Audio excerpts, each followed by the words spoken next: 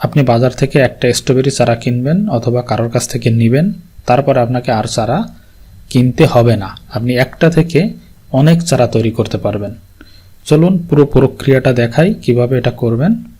যারা চ্যানেলটা এখনও সাবস্ক্রাইব করে রাখেন নাই, সাবস্ক্রাইব করে রাখুন এরকম গুরুত্বপূর্ণ তথ্য পাওয়ার জন্য। আপনাদের বলেছিলাম স্ট্রবেরি গাছ থেকে আর একটা চারা করে আপনাদেরকে দেখাবো।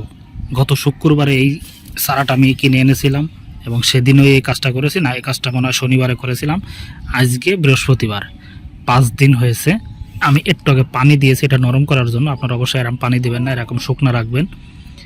পানি দিয়েছি নরম করে আপনাদের দেখানোর জন্য। দেখাই একটু তুলে, দেখেন 3টা শিকড় গজিয়েছে। এখন শুধু এখান থেকে কেটে আলাদা করে লাগাই দিলেই আমাদের আর একটা চারা হয়ে যাচ্ছে।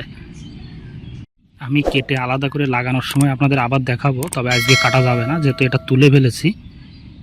আজকে আবার লাগিয়ে রাখবো, 2-3 দিন পরে কেটে আবার যখন আলাদা করি তখন দেখাবো, কারণ শিকড়টা একটু মাটির সাথে লাগাতো দরকার আছে। এখন তো আমি তুলেই ফেলেছি, তখন আবার দেখাবো।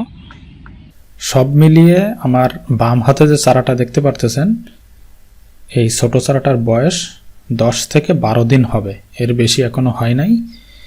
এই 10 থেকে 12 দিনের ভিতরে আমি এটাকে ট্রান্সফার করে একটা রঙের পাত্রে লাগিয়ে দিচ্ছি। অন টাইম কাপ থেকে সাবধানে একটু বের করতে হবে। তারপরও যদি গোড়া থেকে মাটি একটু পড়ে যায় বা সাইড থেকে মাটি ভেঙে যায়, এটার জন্য দুশ্চিন্তার কিছু নাই, কারণ আমাদের মেন গাছের সাথে যে ডগাটা আছে সেটা কিন্তু এখনো সংযোগ আছে। এটা রাখার চেষ্টা করবেন, এটা সাথে সাথে কাটবেন না। গাছটা লাগানোর পরে আপনি 2 থেকে 4 দিন অথবা 1 সপ্তাহ পরেও এটা কাটতে পারেন। তাতে আপনার ছোট গাছটা মাটির সাথে শিকড়টা সুন্দরভাবে বিস্তার লাভ করবে। এই অবস্থায় যদি আপনি ডগাটা কেটে আলাদা করে দেন, সেক্ষেত্রে গাছের কোনো ক্ষতি হওয়ার বা গাছ দুর্বল হওয়ার কোনো সম্ভাবনাই থাকবে না। আমি যেভাবে মাটি দিয়ে দিচ্ছি সাইড দিয়ে, আপনারা এভাবেই মাটি দিবেন। গাছটা জানি মাটিতে ঢাকা পড়ে না যায় সেদিকে খেয়াল রাখতে হবে। তারপর পানি দিয়ে দিবেন, গোড়া শুকালে মাত্র পানি দিবেন, এটা খেয়াল রাখবেন পানি দেওয়ার জন্য। আর সপ্তাহে 1 দিন আপনি সামান্য পরিমাণ সার প্রয়োগ করতে পারেন, যদি জৈব সার না দিয়ে থাকেন মাটি মিক্স করার সময়।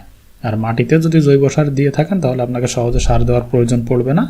শুধুমাত্র মাঝে মাঝে একটু গোড়া শুকিয়ে গেলে পানি দিবেন। আর নখ দিয়ে ডগাটা কাটবেন না, অবশ্যই ধারালো কোনো ছুরি কাঁচি দিয়ে আপনি কয়েকদিন পরে ডগাটা কেটে আলাদা করে দিবেন।